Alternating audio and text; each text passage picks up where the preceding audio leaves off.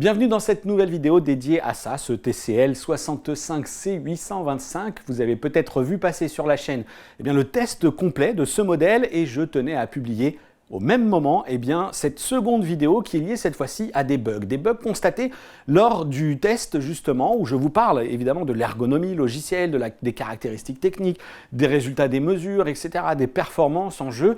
Mais j'abordais dans cette première vidéo quelques points que je souhaitais extraire et qui concernent les différents bugs que j'ai pu constater. Salut à tous, j'espère que vous allez bien, bienvenue dans cette nouvelle vidéo. Et oui, là c'est vrai que j'ai été régulièrement perturbé pendant les tests de ce 65C825 parce que j'ai pu constater des trucs assez dingues. Et on va d'abord se replonger dans des images de la première vidéo que j'ai souhaité extraire pour les intégrer ici dans cette vidéo dédiée. Parce que s'agit-il de bugs isolés liés à mon modèle que j'ai ici en test? Vous allez voir qu'il y a quand même de quoi se poser quelques questions.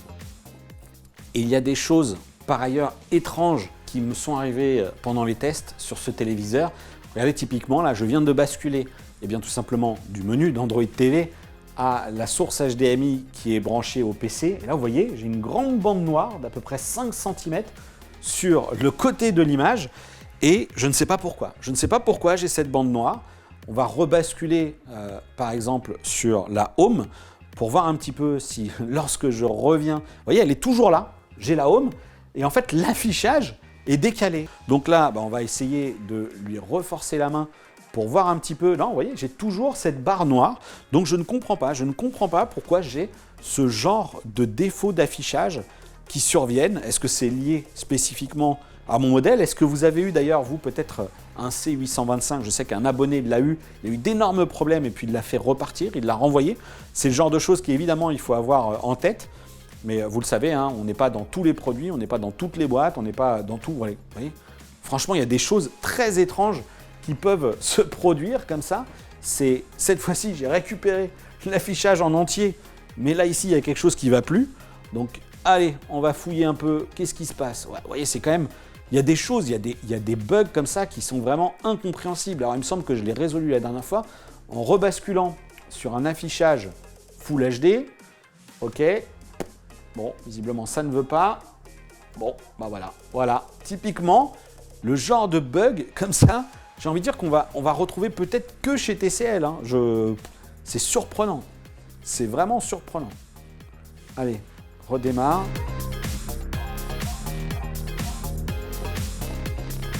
OK. Alors cette fois-ci, j'ai deux bandes noires de chaque côté. Alors c'est parce que j'ai une définition qui ne colle pas. Hop, 3840. Tac, voilà. Tout est revenu dans l'ordre. J'ai pu activer le HDR. Hop, pour avoir donc cette fois-ci une connexion avec l'ordinateur qui va bien. Et malheureusement, ce bug que vous avez vu, ce n'est pas le seul que j'ai constaté lors des tests. Et oui, par exemple, le matin, une fois que le téléviseur avait passé la nuit en veille, lorsque j'essayais de le rallumer, il ne se passait absolument rien. J'avais le voyant qui clignotait et puis refusait de s'allumer. Il fallait tout simplement que je le débranche du secteur pour le rebrancher ensuite et qu'enfin le voyant se rallume et puis que la télécommande accepte de répondre et de relancer le téléviseur. À d'autres occasions, j'avais également sur la même configuration, c'est-à-dire une longue période de veille, une notification d'Android TV qui me disait que je n'avais plus de réseau Wi-Fi. Et alors là, si j'allais sur cette notification ou que je vérifiais les paramètres du module Wi-Fi, celui-ci refusait de s'activer et refusait de se connecter à Internet. Et là encore, il fallait que je redémarre le téléviseur, alors en passant cette fois-ci depuis les menus du téléviseur, le fameux à propos de, qui vous permet ensuite de le redémarrer. Même produit, autre bug, encore plus étrange, j'ai envie de dire, regardez l'affichage de ces bandes vertes à l'écran. Alors ici, la condition est assez spécifique. Sachez que j'utilise par exemple la Nvidia Shield pendant mes tests pour comparer tout simplement la qualité de l'upscaling de certains téléviseurs pour voir si j'arrive à obtenir mieux avec la Shield ou directement depuis le téléviseur. Alors ça, c'est juste un process de test qui m'est propre. Voilà, c'est une façon de faire très personnelle.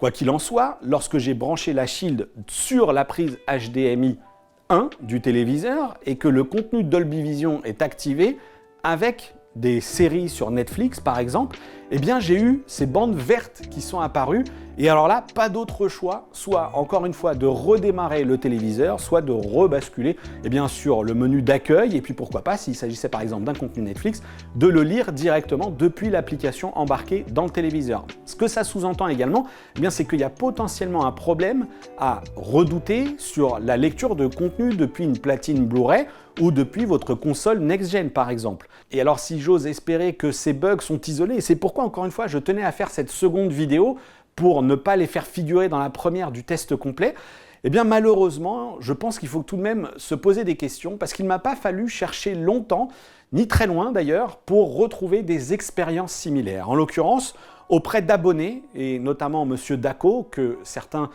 connaissent peut-être depuis le canal Discord, on échange beaucoup, c'est plutôt un utilisateur qui est actif, qui lui aussi a rencontré ces problèmes de bande verte, par exemple, enfin en tout cas ces bugs d'affichage, cette fois-ci directement depuis les applications du téléviseur, ou également depuis l'affichage du menu d'accueil de sa PlayStation 5, comme vous le voyez à l'écran.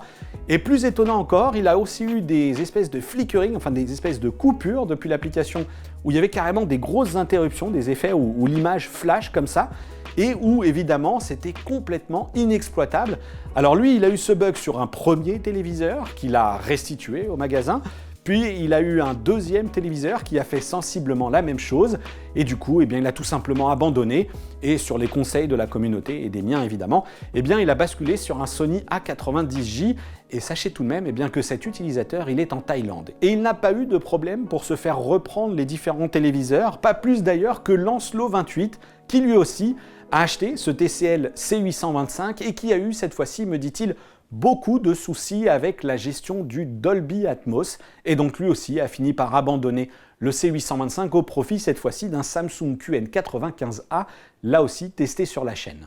Dans l'ensemble donc je pense qu'on peut se dire qu'il faut tout de même être vigilant sur cette gamme de téléviseurs TCL et d'ailleurs n'hésitez pas si vous avez eu des expériences similaires avec ce modèle ou avec d'autres, que ce soit un modèle TCL ou un modèle d'une autre marque, n'hésitez pas à réagir dans les commentaires parce que moi je vois évidemment passer des téléviseurs mais alors il reste pas 6 mois chez moi et donc vos retours sont évidemment précieux dans les commentaires de la vidéo mais aussi sur le groupe de discussion Discord, le lien est dans la description.